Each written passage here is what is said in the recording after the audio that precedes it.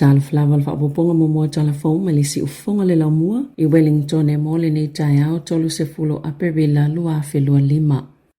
Na whaalia le minista o tupe Nicola Willis o lana whai ungai ave e se le tasi tesima le tasi piliona tala mai tupe whaalu fau po tupe ngalua le malo. O se tali lea I le taimi lea ua tātou iai nei, mai whaasino anga I tiute o la fonga po o tiute I tau o loa I whaatawa inga na whaia Donald Trump le Presidente o le United States na sauno fo I Willis wa mafua fo I onave e sia lea tupe o na o le tau mawhai lava I whaititia le mamafa o le avenga o lo tau ave o tu lui o ai tā lafu. Wa whaitio I nai le vaenga whaapawhai le Greens ma o sauno fo I le taitai o le Labour Chris Hipkins o le AO ai tangata New Zealand I atu na o I fafo. Peita ina sauno le minista I tu Tala I se fola sanga I le asolua a olo mana I le tala whaatatau au tu o le tupe sanga lue ma tau mawhai maa losi ina ia tau mamao mai manisasi po ni mea se seo paketi whainga tau le taimi ua tua nai ai mausalilo na talitonunga e o atu I le tau sanga I lua whelua iwa o toi maua ni tupe whaasili ai tatau na tau fiofi le nono e New Zealand o tupe ma o le a whaetitia I tupe whaalu fau mai le lua tesima le wha piliona tā la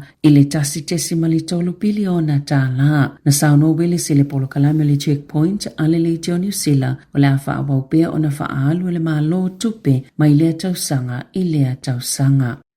E toa se fululua ni tamaiti mai nia o nga se tolu I tutono porirua na whaafeilua ia I la tau o le a o uina mwhaamaasani I ngā luenga I lalo le polkalame o le mahi rangatahi leo lo o whaatau taia e le a ai o porirua o le whaaile ni o tau sanga o whaanga solo le nei polkalame e whaamaasani masa ili eito mai mo tupulanga talavoi porirua tūlanga tau ngā luenga e au whiele tā penanga o CV tālu sanga ina o se ngā luenga whainga o le whaatalanoanga po le interview whaatase ma le whaatinonga o le ngā luenga leo le alu e whaataitai wali potia le sitia wa o ngā wao fiai I lea polkalame e aile te kura Māori o porirua ko lisia mana Aotearoa. O le asolua, le aso sfultolo me, o le awhaatino I nai le porirua Careers Expo, mo le nei tausanga I le te rau paraha arena.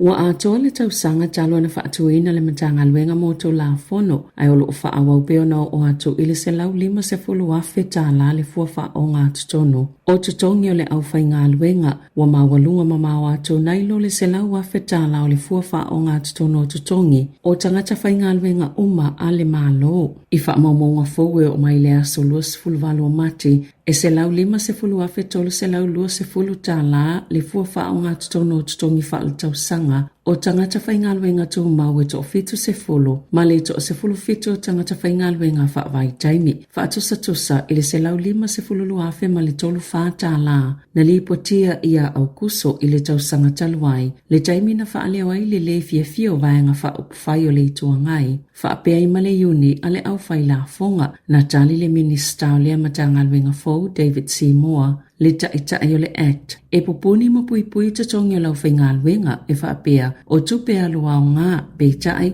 E yeilo na tali tonunga o le apa u tatongi pe amautu le matangaluenga masuia ngā luenga whaavai taimi I ngā luenga tū mau na whaatuina le matangaluenga mo to la Fonopole Ministry for Regulation ia mati lua whelua wha ina uatali eina lea Police le act mai le ioe ngā le whainga mā loso o whaatasi.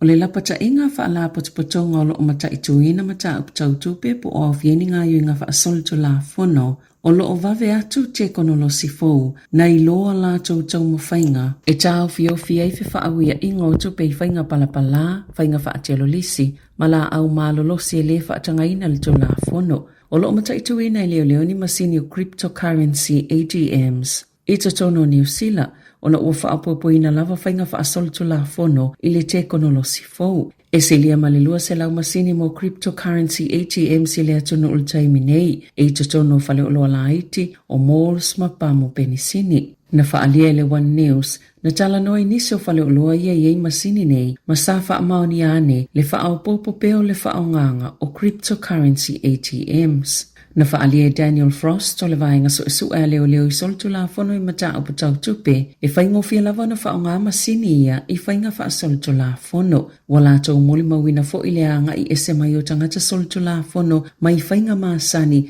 e pei o tino I tupe po le cash. E whaongai na ili cryptocurrency o na lātou te talitonu o se whainga lea e whaongai masini nei o se awala e whainga tā o na iloa e whi whaawia I ai tupe na maua mai ini whainga palapala po o whainga whaasolo tula fono.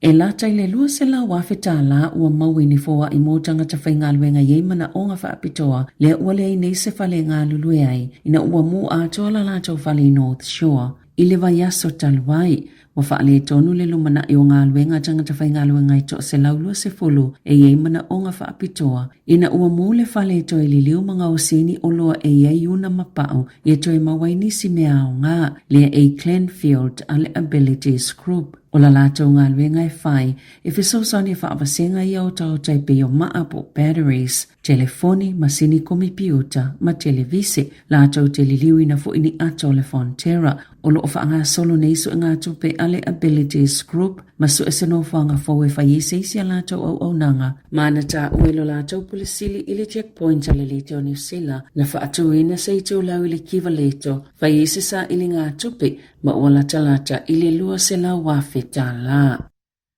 E se fululua tau sanga le tamai titi Wellington e lea na le iloa o William Walmsley na tau maua mauatu ina atu I ona mātua. O le taimi muli na wa aiai William, petu sa le vailuanga le pōlas to na I le tau langa peitai o le pōlas o ngafua na ia whaafisota e se tasio ana wō ma whaailoa I ai o lo o saunga le mū na tā uelo na tamao Andrew Walmsley. Na maua William iloa hat petu sa le whaila au auli o le solua e le ia whaina peitai na tā uelo na mātua e ese ni tala na maua leo maila la tama ma nisi tangata po le atonu lava le mea na tupu ai o le tolanga pito silio na tāua o toi fo I saunga le mo atu lona talii I le ainga. Ia tunu I fafo, wa toi wha amautua le pale mi o kānata ma kāne ma le Liberals. Lo lātou ta ita ingo le tunu ina ua manu malo le whainga balota, peita ina walo ia le CTV News, e le au siele numero samana o iai. E fisosani whaatala noa ma President Donald Trump o le United States, tiu te I tau o loa awinatu I Amerika, e se la wonus fulfitu na te le palo ta le Liberals, I tu malo, po ono fuafa I tu malo, pito iai le Conservatives, e se lau wha lima palota, a o whaawa wai una whaitau palota I le asoa na nafi, Sāmoa o mia le Liberals, nino fua se lau fitu se fululua, mai no fua o whai e tolu se lau wha se fulutolo le House of Commons, e mo mia ilo lātou tai na o I lātou, ai le mo mia se fisosoani, mai se isi pāti to ai titi. Na motu sia whaafua se ele tise se pānia ma Portukali, ma whai nai malanga ino whaafi ma le whaitau se lau o lifi na pepe. Ai whaitau miliona tangata na motu sia ma au nanga, ia lātou telefoni whaapea ma le interneti. Toi titi lava le awhal sapalai o le ele tise le atunu o se pānia, na mawhaia na toiola a o le imai a le ason na whipia na whaasilsile al pālemia. E o mai ana nafi, e le imai lopo le ale mafua anga le motu sio le LTC, e o ina whaasala lau ilunga o ta inga whaate konolosi, ni o so wha inga ilunga o upenga o fiso o ta inga na whaalia le pale mia o Portukale, a tonu na mafua le motu sio le LTC, ona o se pānia, na tali le pale mia o se pānia, o lo ilo umani mafua anga na ono tupo ile whaafita au li tele, ma ola pata ina fo ilo na tono, ina ia awane I whaasala lau wina ni tala se. I ta alonga, Sali potia le aso na nafi o le whaia onga le Red sa Queenselani o le awha mauni le aso le avea I ma whaia onga fau a le aula kapia Australia e to sai ma le potia le Tala I au se talia o le skis o le aso I tūlanga ia Josh Metso New Zealand le ua wha mawai ma mai ala na tautua pe a umal tamirisanga o le Rugby Championship ma sanga lulue wavala lata ma Schmidt I Ayalani. E ono sa fulu tau sanga o kes ma o le avea mawhaia o ngalona 5 Australia I te tono tau sanga e ono ma ele tali tononga o le aia tau aveina le Wallabies e o atu I le ipola langi I le lua feto I Aotearoa. Tala fawia ma le si ufonga le lau moa mo le nei vaenga o le tai au.